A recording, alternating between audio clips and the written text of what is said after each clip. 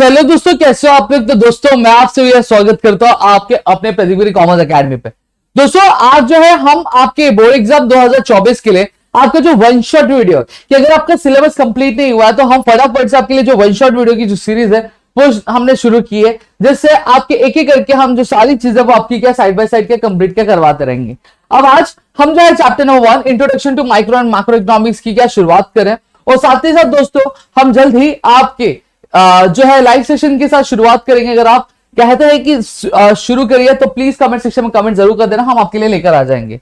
अब आज के सेक्शन में हम करने क्या वाले, बेसिकली अगर मैं बात करूं तो आज मैं आपको लर्निंग ट्रिक्स भी बताऊंगा कि इस चीजों को आप लर्न कैसे कर सकते हो, और साथ ही साथ मैं आपको कौन सी चीजें लर्न करनी है, किस पॉइंट ऑफ व्यू से लर्न करनी है, वो भी मैं आपको बताऊंगा। अब यहां पे अगर मैं बात करूं, जो माइक्रो इकोनॉमिक, आपके इकोनॉमिक्स के दो ब्रांचेस होते हैं, एक होता है आपका माइक्रो इकोनॉमिक्स और दूसरा जो होता है वो मैक्रो इकोनॉमिक्स। अब यहाँ पे माइक्रो इकोनॉमिक्स, ये जो वर्ड माइक्रो, ये डिराइव आपके ग्रीक वर्ड माइक्रो से, जिसका मतलब होता है छोटा या फिर मिलियंथ पार्ट। मिलियंथ मतलब क्या होता है, मिलियन मतलब आपका 10 लाख जो चीज होती है उसको हम लोग मिलियन बोलते हैं, सही बात है।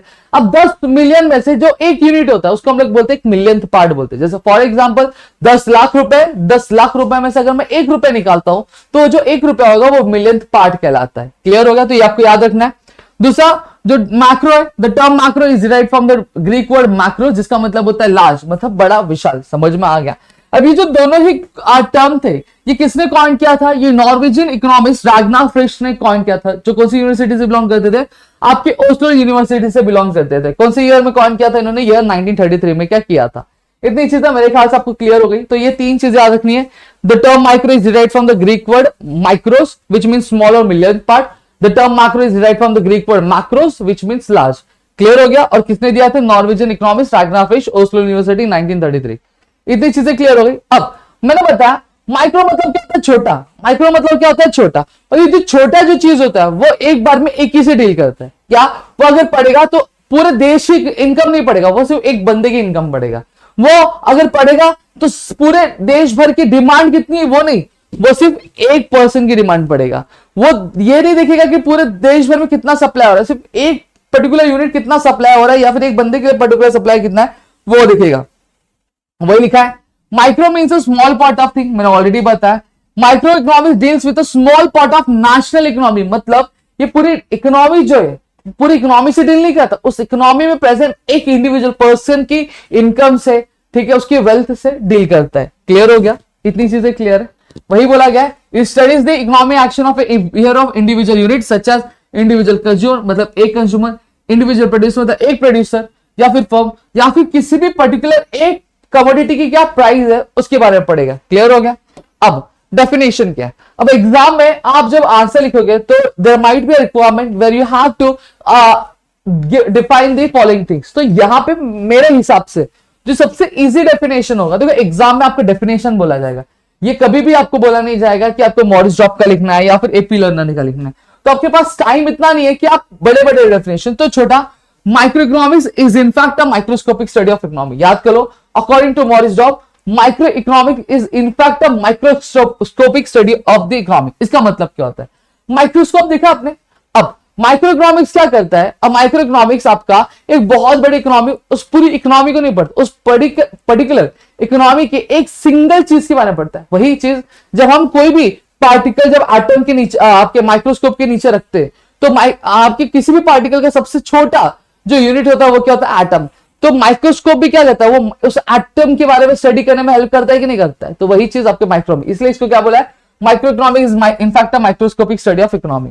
अब यहां पे अगर मैं बात करूं तो scope of micro economics 3 theory है। एक थियरी ऑफ प्रोडक्ट प्राइसिंग है, theory of factor pricing, theory of economic welfare. याद कर लो, theory of product pricing, theory of factor pricing, theory of economic welfare. Theory है, पहले प्रोडक्ट प्राइसिंग होता है, फिर उस प्रोडक्ट को बनाने के लिए जो खर्चा हो रहा है यानी फैक्टर प्राइसिंग होता है, फिर इकोनॉमिक वेलफेयर कैसे होता है उसकी स्टडी है। क्लियर हो गया। अब यहाँ पे थियरी ऑफ प्रोडक्ट प्राइसिंग मतलब क्या होता है, किसी भी कमोडिटी या फिर अगर मैं बात करूं किसी भी चीज की, अगर जब हम प्राइस डिसाइड करते हैं कि कितने में बेचना है या फिर इसको कितने में कंज्यूमर को सप्लाई करना है, तो हमेशा ये डिपेंड किस पे करता है कि कितनी डिमांड है कितनी सप्लाई है।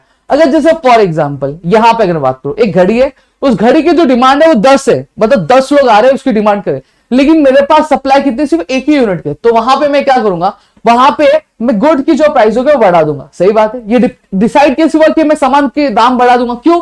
क्योंकि डिमांड ज्यादा थी लेकिन सप्लाई क्या था? कम था। वही चीज क्या होगा, अब डिमांड 10 है लेकिन सप्लाई 20 है, 30 है, 40, 100 है, तो यहां पे प्राइस क्या हो जाएगी? ऑटोमेटिकली कम हो जाएगी। सही बात है। तो हमेशा याद रखना, कोई भी चीज जो होती है, किसी भी प्रोडक्ट की जो प्राइस होगी वो डिसाइड किस पे होगी? आपकी दो मार्केट फोर्सेस, एक डिमांड और सप्लाई उस प्रोडक्ट के लिए। क्लियर हो गया? अब माइक्रो इकोनॉमिक्स बेसिकली करता ही यही है। ये किससे कंसर्ट है? Demand analysis.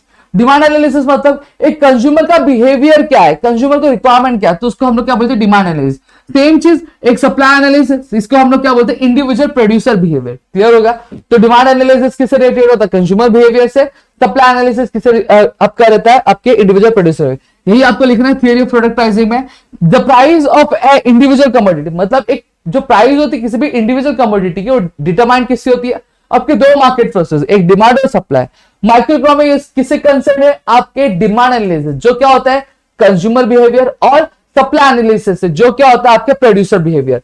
क्लियर हो गया? तो देखो अंदर की चीजें किस तरह से लिखनी है मैंने वो भी बताया। अब फैक्टर प्राइसिंग, फैक्टर प्राइसिंग से सबसे पहली चीज मैं समझा दूं, फैक्टर प्रोडक्शन क्या होता है। फैक्टर ऑफ प्रोडक्शन की अगर मैं बात करूं तो फैक्टर ऑफ प्रोडक्शन ऐसी चीजें होती है जो कहीं ना कहीं हमें हेल्प करती है क्या करने के लिए? आपके प्रोडक्शन करने के लिए। जैसे लैंड हो गया, ये हमें हेल्प करता है प्रोडक्शन करने के लिए। लेबर हो गया, ये हेल्प करता है। कैपिटल हो गया, एंटरप्रेन्योर, ये सारे जो लोग हैं ये हमें हेल्प करते हैं कि एक कमोडिटी को किस तरह से क्या प्रोड्यूस किया जाए। अब ये जो चीजें ये अगर हेल्प कर रही है प्रोडक्शन करने में, तो बट ऑब्वियसली बात है इनके भी कॉस्ट लगेगी।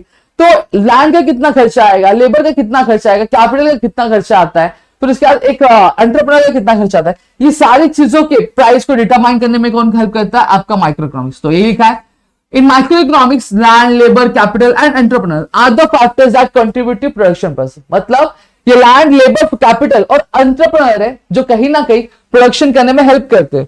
और माइक्रो इकोनॉमिक्स या क्या करता है? हेल्प करता है कि भैया इनको डिटरमाइन करने के लिए फैक्टर वर्ड्स, मतलब कि ये डिटरमाइन करने के लिए भैया लैंड को कितने पैसे जाएंगे, कैपिटल को कितना पैसा जाएगा, रेंट को, फिर उसके बाद लेबर को कितना पैसा जाएगा, मतलब लैंड के लिए हम लोग को कितना रेंट पे करना पड़ेगा, कैपिटल के लिए कितना इंटरेस्ट पे करना चाहिए, लेबर के लिए कितना वेजेस पे करना है और एंटरप्रेन्योर को कितना प्रॉफिट देना है। ये चीजें डिटरमाइन करने में हेल्प करता है। और यही चीज लिखी है देखो माइक्रो इकोनॉमिक्स में, आपका लैंड, लेबर, कैपिटल और एंटरप्रेन्योर ये हेल्प करते हैं प्रोडक्शन प्रोसेस में। पहला लाइन ये लिखना आपको।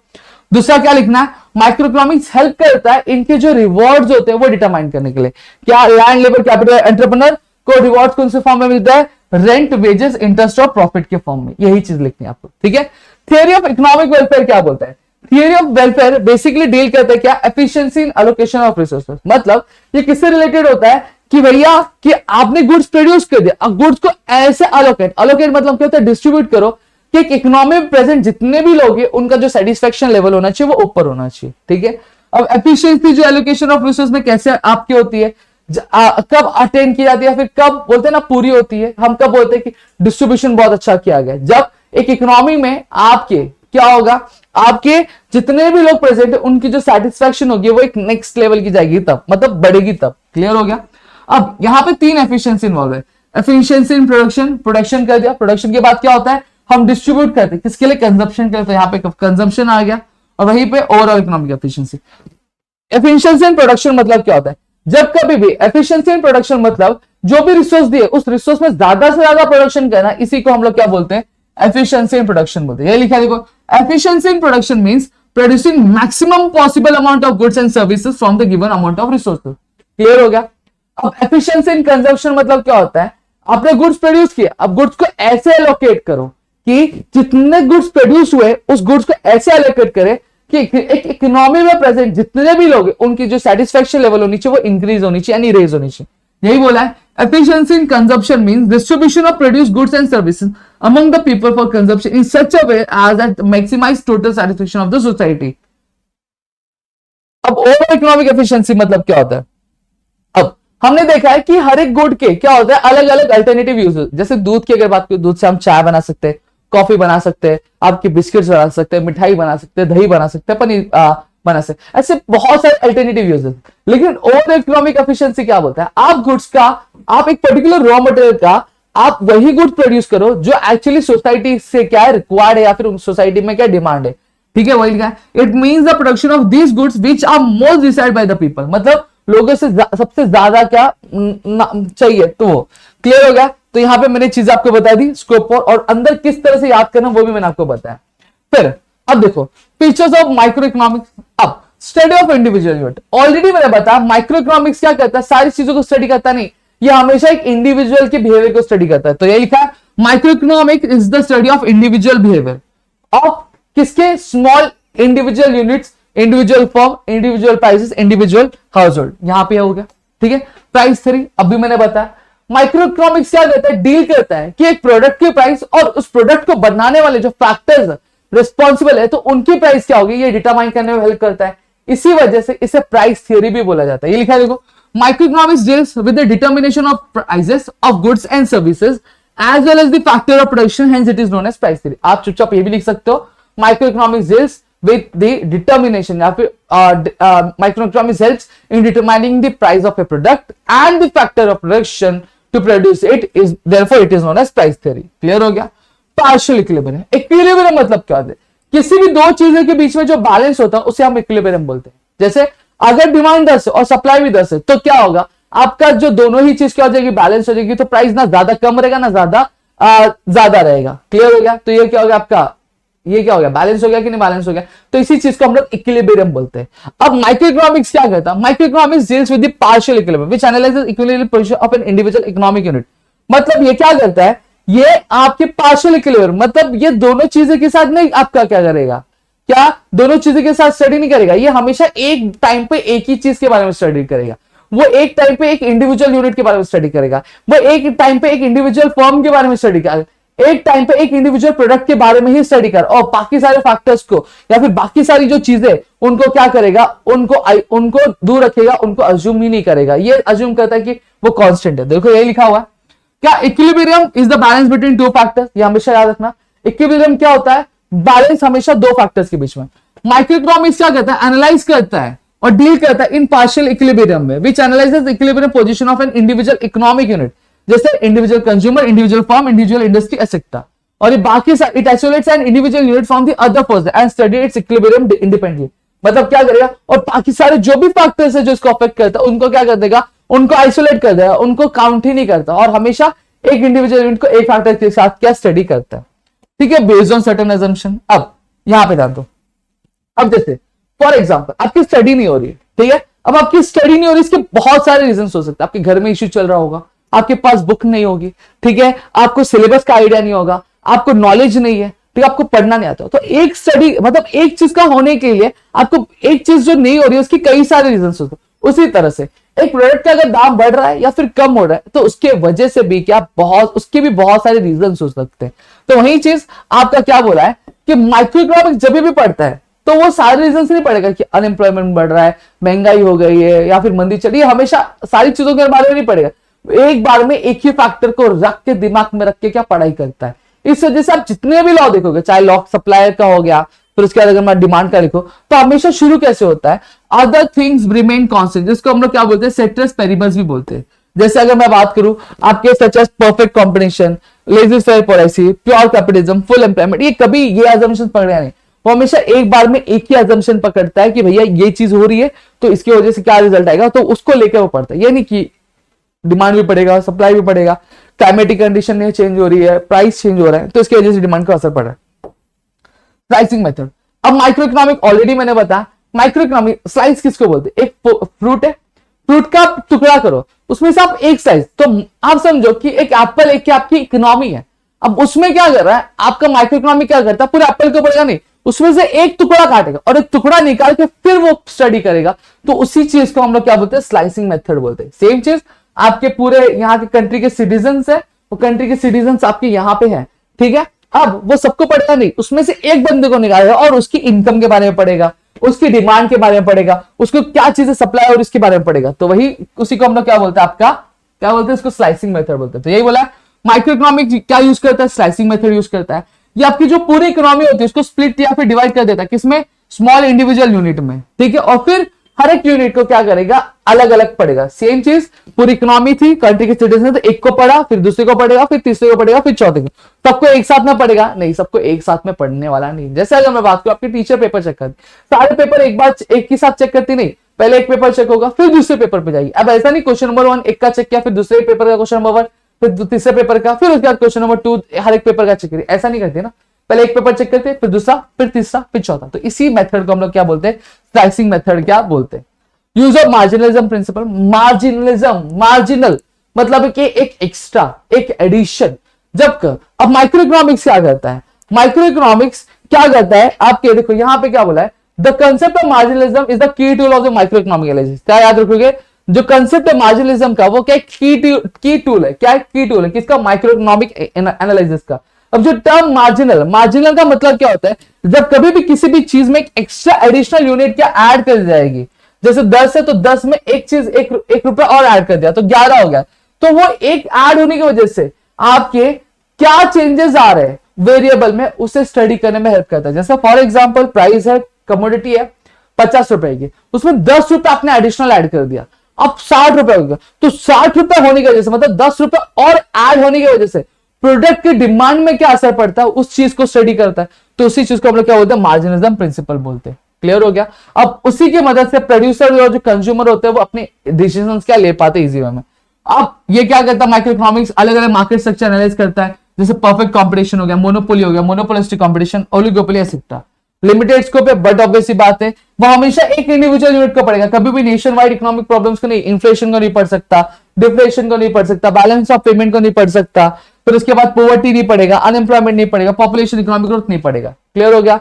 इंपॉर्टेंस ऑफ माइक्रो इकोनॉमिक्स की अगर बात करूं तो सबसे पहले चीज प्राइस डिटर्मिनेशन करने में हेल्प करता है, मुझे वापस समझाने की जरूरत नहीं है, मैंने ऑलरेडी समझाया है। फिर free market economy, micro economics क्या करता है, हेल्प करता है ये समझने कि एक फ्री मार्केट इकोनॉमी काम कैसे करता है। देखो जो मैं बोल रहा हूं उसे बहुत ध्यान से सुनो, मैं उतना ही बोल रहा हूं जितना आपको एग्जाम में लिखना है, जितना आपके पॉइंट में होना चाहिए। तो फ्री मार्केट इकोनॉमी क्या करता है, सबसे पहली चीज हेल्प करता है फ्री मार्केट इकोनॉमी कैसे काम करता है उसे समझने में। और फ्री मार्केट इकोनॉमी होता क्या, एक ऐसी इकोनॉमी जहां पे डिसीजन लिया जाता है क्या कि भैया क्या प्रोड्यूस करना है, ठीक है, फिर उसके बाद कितना प्रोड्यूस करना है और कैसे प्रोड्यूस करना है, ये सारे जो डिसीजन लिए जाते हैं वो एक इंडिविजुअल लेवल पे लिया जाता है। अभी जैसे मेरी ऑर्गेनाइजेशन तो मैं सोचूंगा कि भैया मुझे प्रोड्यूस क्या करना चाहिए, अगर मैं प्रोड्यूस करूं तो कितना प्रोड्यूस करूं और फिर उसके बाद कैसे प्रोड्यूस करूं, ये मैं खुद डिसीजन लूंगा, ये कोई और आके डिसीजन लेगा क्या, नहीं, गवर्नमेंट आके डिसीजन लेगी नहीं, हाँ उसके कुछ रूल्स एंड रेगुलेशंस रहेंगे जो मुझे फॉलो करने पड़ेंगे, उसके अलावा मुझे कुछ भी नहीं करना पड़ेगा। तो इस तरह की इकोनॉमी को हम लोग क्या बोलते हैं, आपकी फ्री मार्केट इकोनॉमी बोलते हैं। क्लियर हो गया।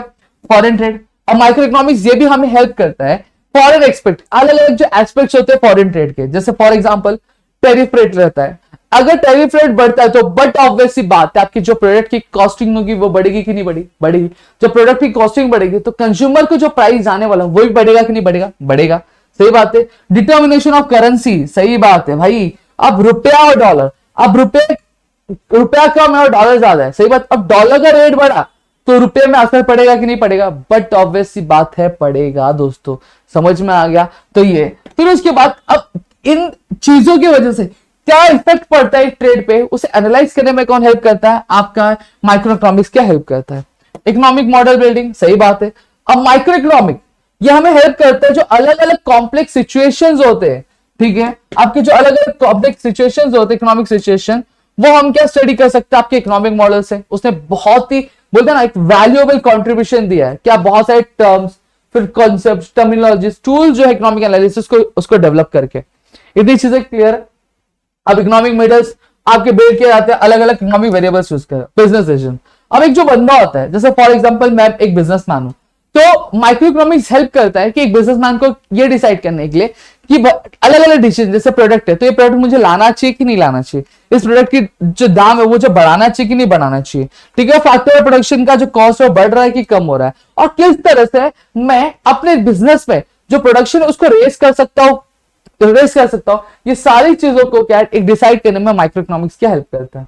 तो useful to government, but obviously बात है अब जब हम एक इंडिविजुअल लेवल पे पढ़ रहे हैं तो गवर्नमेंट को ये हेल्प करता है कि वो क्या करे, इकोनॉमिक पॉलिसीज फ्रेम करने में हेल्प करे, जैसे टैक्सेशन पॉलिसी होगी, पब्लिक एक्सपेंडिचर हो गया, फिर उसके बाद प्राइस पॉलिसी हो गई, ये सारी चीजों में क्या आपका ये हेल्प करता है, ठीक है। और साथ ही साथ आपके जो गुड्स की एलोकेशन उसमें भी क्या हेल्प करता है, ठीक है। फिर आता है basis of welfare economic, micro economics help करता है कि किस तरह से एक बेस्ट रिजल्ट निकाला जा सकता है, एक ऑप्टिमम यूटिलाइजेशन किया जाता है किसी भी चीज को लेकर, ठीक है। तो ये आपका basis of welfare of economic हो गया। अब मैक्रो इकोनॉमिक्स, माइक्रो हमने पढ़ा कि माइक्रो में क्या होता है, माइक्रो में आपकी एक चीज को एक टाइम पे पढ़ा जाता है, बट मैक्रो में कभी भी एक चीज को पढ़ा नहीं जाता है, एक बार में कई सारे जो एलिमेंट्स होते हैं उनको पढ़ा जाता है। ठीक है, ये सिर्फ इकोनॉमी के एक इंडिविजुअल चीज को नहीं पढ़ता, ये पूरी होल इकोनॉमी पढ़ता है। तो ये बोला गया macro economics is the branch of the economy which analyses the entire economy. ठीक है, ये डील कैसे करता है, ये इंडिविजुअल एम्प्लॉयमेंट से डील नहीं करेगा, टोटल एम्प्लॉयमेंट से डील करेगा, एक इंडिविजुअल इनकम से नहीं डील करेगा, ये नेशनल इनकम से डील करेगा, ये एक पर्टिकुलर फर्म के आउटपुट से डील नहीं करेगा, ये नेशनल आउटपुट से डील करेगा, ये पर्टिकुलर बंदे की एक इन्वेस्टमेंट से डील नहीं करेगा, टोटल इन्वेस्टमेंट से डील करता है। ठीक है, ये आपके एक प्रोडक्ट की प्राइस से डील नहीं करेगा, ये टोटल जितने भी प्रोडक्ट एक इकोनॉमी में पूरे साल भर में प्रोड्यूस हो तो उससे डील करता है, जिसे हम लोग जनरल प्राइस लेवल बोलते हैं। इंटरेस्ट रेट हो गया, महंगाई हो गया, ट्रेड साइकिल मतलब अप्स एंड डाउन होते बिजनेस में, यानी उतार चढ़ाव, उन सब इसी का डील करता है। अब डेफिनेशन की अगर मैं बात करूं तो डेफिनेशन जो आपको लर्न करना चाहिए वो ये होना चाहिए, प्रोफेसर कार्ल शैपिरो। ठीक है, micro economics deals with the functioning of the economy as a whole, मतलब माइक्रो इकोनॉमी क्या डील करता है, आपकी जो फंक्शनिंग होती है इकोनॉमी की वो कैसे होती है उससे उसके बारे में स्टडी करता है एक ही बार में। क्लियर है, scope of macro economics, theory of income and employment, same चीज है, theory of income and employment, theory of gender price level and inflation, theory of economic growth and development, theory of distribution.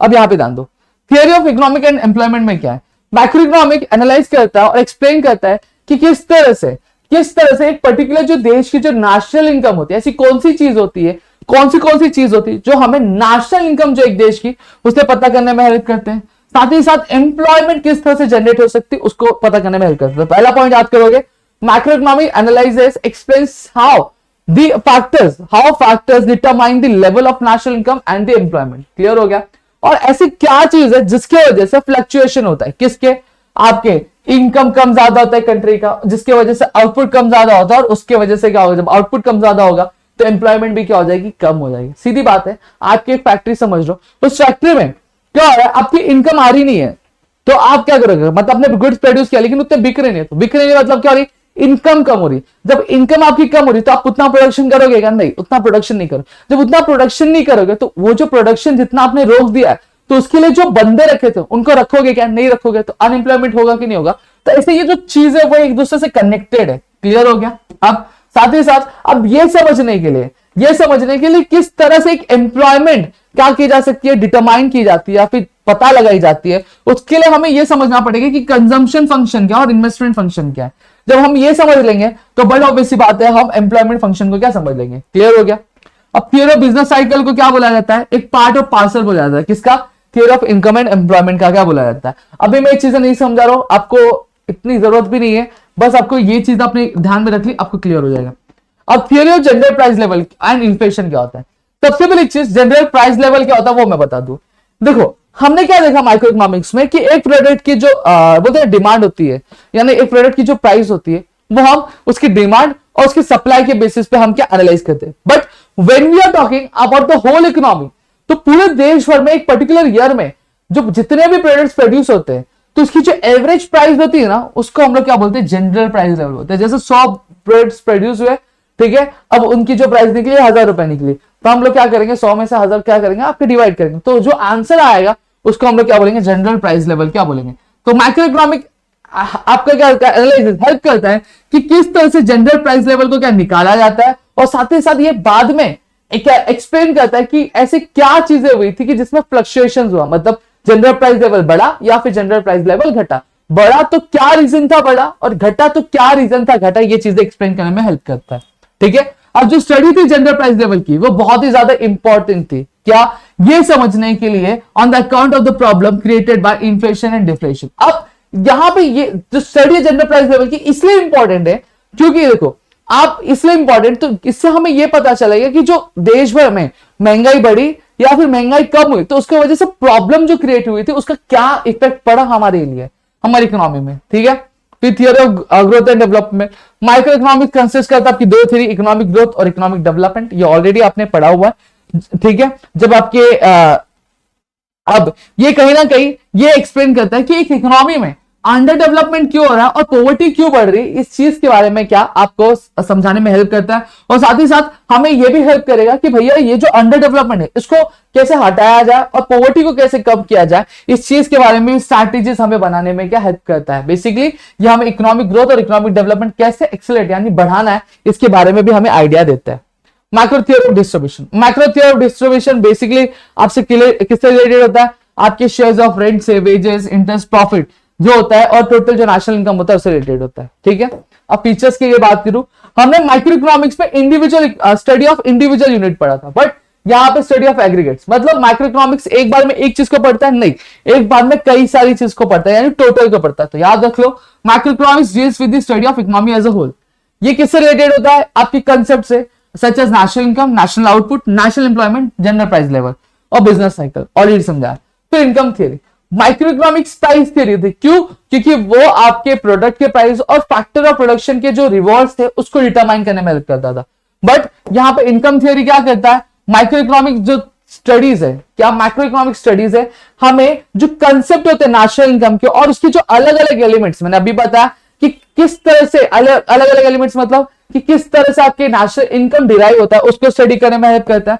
और साथ ही साथ आपके national income को major करने में भी हेल्प करता है और सोशल अकाउंटिंग को भी मेजर करने में हेल्प करता है कि जो बिजनेसमैन है या फिर जो भी है तो उनका एक सोशल इफेक्ट क्या आ रहा है, तो उसके भी हेल्प करता है। और माइक्रो इकोनॉमिक्स साथ ही साथ डील किससे करता है, एग्रीगेट डिमांड और एग्रीगेट सप्लाई से क्या डील करता है, और ये हमें एक्सप्लेन करता है जो फ्लक्चुएशंस होते रहते हैं आपके नेशनल इनकम में। ठीक है, उसको जनरल इक्विलिब्रियम। अब इक्विलिब्रियम मैंने ऑलरेडी बताया, इक्विलिब्रियम मतलब क्या होता है, balance between the two factors.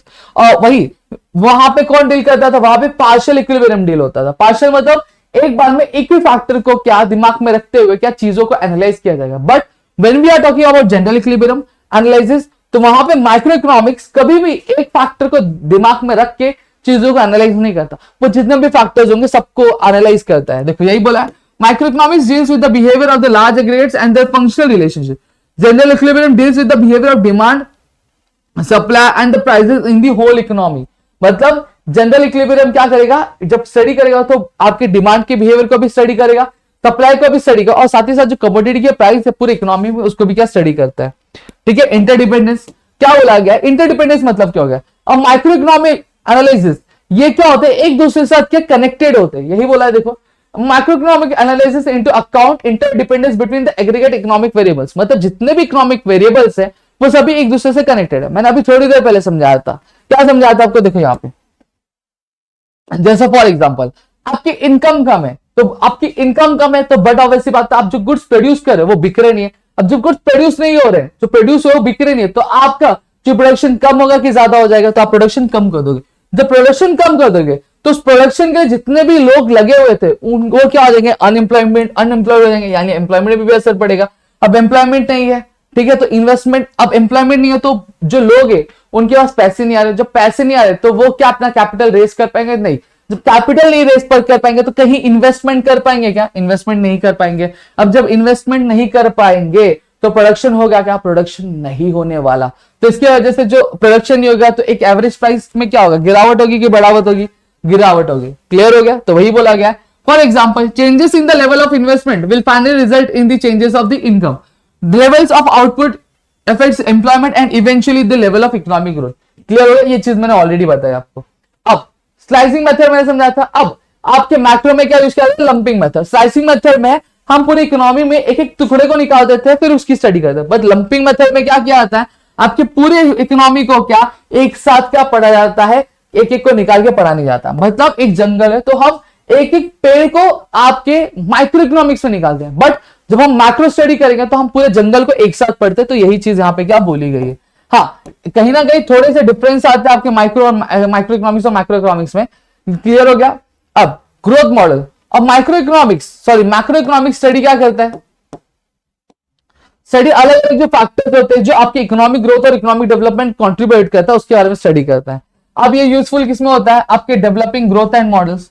ठीक है, अब ये जो ग्रोथ मॉडल्स होते हैं वो क्या करते हैं, इकोनॉमिक डेवलपमेंट को स्टडी करने में हेल्प करते हैं। ठीक है, for example Mahalanobis growth model emphasise on the basic heavy industries. फिर आता है जनरल प्राइस लेवल, ऑलरेडी मैंने बताया।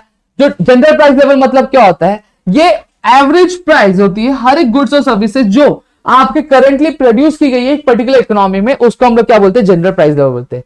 अब ये माइक्रो इकोनॉमिक्स हेल्प करता है कि ये जनरल प्राइस लेवल डिटरमाइन कैसे हो, और साथ ही साथ ये जो जनरल प्राइस लेवल अगर बढ़ रहा है तो किस तरह से बढ़ रहा है, अगर कम हो रहा है तो किस तरह से कम हो रहा है, क्या रीजन है, क्या फैक्टर्स है, ये चीजों का क्या स्टडी करते हैं। पॉलिसी ओरिएंटेड बट ऑब्वियसली बात है। अब केन्स के हिसाब से माइक्रो इकोनॉमिक्स एक बेस्ट तरीका है कि आपको अगर किसी भी नेशन की अगर पॉलिसी बनानी है उसके लिए, ठीक है, ये आपको एक अच्छी खासी एक सूटेबल इकोनॉमिक पॉलिसी की आपको प्रोवाइड करता है ताकि इकोनॉमिक ग्रोथ और एम्प्लॉयमेंट क्या जनरेट हो सके। दोस्तों इतनी चीजें क्लियर, आई होप आपको इसमें कुछ भी डाउट नहीं होगा। अब आता है इंपॉर्टेंस ऑफ माइक्रो इकोनॉमिक्स। सबसे पहली चीज फंक्शनिंग ऑफ एन इकोनॉमी। अब माइक्रो इकोनॉमिक एनालिसिस क्या करता है, एक आइडिया देता है कि इकोनॉमिक सिस्टम काम कैसे करता है, और साथ ही साथ जो बिहेवियर पैटर्न होता है आपके एग्रीगेट वेरिएबल जैसे टोटल डिमांड हो गया, टोटल सप्लाई हो गया, टोटल एम्प्लॉयमेंट हो गया, तो ये काम कैसे करता है बड़े लेवल पे, इसको समझने में क्या हेल्प करता है। क्लियर है। तो इकोनॉमिक फ्लक्चुएशन और माइक्रो इकोनॉमिक्स हेल्प करता है ये एनालाइज करने के लिए कि ये फ्लक्चुएशन कैसे होता है, कि इनकम बढ़ती कैसे और कम कैसे होती है, प्रोडक्शन कम कैसे होता है, बढ़ता है कैसे, एम्प्लॉयमेंट कम और बढ़ती कैसे है, और साथ ही साथ अब ये जो उतार चढ़ाव इसको कंट्रोल कैसे किया जा सकता है, और अगर जो नुकसान हो रहा है उसको कम, उसको रिड्यूस कैसे किया जाए, इस चीज को स्टडी करने में हेल्प करता है। फिर आता है आपका नेशनल इनकम। सही बात है। अब जो मैक्रो इकोनॉमिक्स है इसने क्या किया, बहुत ज्यादा इंपॉर्टेंस जो है आपके नेशनल इनकम की स्टडी के वो हमारे सामने क्या लेकर आया है। अब अगर हमें नेशनल इनकम नहीं पता है, हमें ये नहीं पता कि हमारा देश प्रोग्रेस कैसे कर रहा है या फिर कुछ पोजीशन पे कर रहा है। देखो अब मेरी अगर मैं बात करूं, जब मैं अपनी स्टडी कर रहा हूं, अगर मुझे ये नहीं पता मेरी फाइनेंशियल कंडीशन क्या है, तो मुझे ये नहीं पता चलेगा कि मुझे क्या इंप्रूवमेंट करना है और क्या मुझे नहीं इंप्रूवमेंट करना है। ठीक है। तो उसी तरह से जब हम इकोनॉमी की बात करें तो उसकी आपकी इंप्रूवमेंट कैसे पता चलेगी, उसकी कमाई देखकर। अगर उसकी कमाई अगर बढ़ती जा रही तो देश क्या अच्छी खासी तरक्की कर रहा है, अगर उसकी जो इनकम कम होती जा रही तो देश क्या आ रहा है, नुकसान में जा रहा है। तो यही चीज यहाँ पे क्या बोली गई है। और अगर जब तक आपको किसी भी इकोनॉमी का नेशनल इनकम नहीं पता होगा तब तक आप उसके लिए एक सुटेबल करेक्ट इकोनॉमिक पॉलिसी नहीं बना सकते। फिर इकोनॉमिक डेवलपमेंट की अगर मैं बात करूं, अब जो एडवांस स्टडीज होती है मैक्रो इकोनॉमिक्स में वो हेल्प करती है हमें जो प्रॉब्लम्स है किसकी, आपकी डेवलपिंग कंट्रीज। अब डेवलपिंग कंट्रीज जैसे हमारी कंट्री की, जैसे पॉवर्टी हो गया, इनइक्वालिटी हो गई इनकम और वेल्थ में, और डिफरेंस हो गए, मतलब हर एक जो बंदा होता है उसकी स्टैंडर्ड ऑफ लिविंग अलग अलग होती है।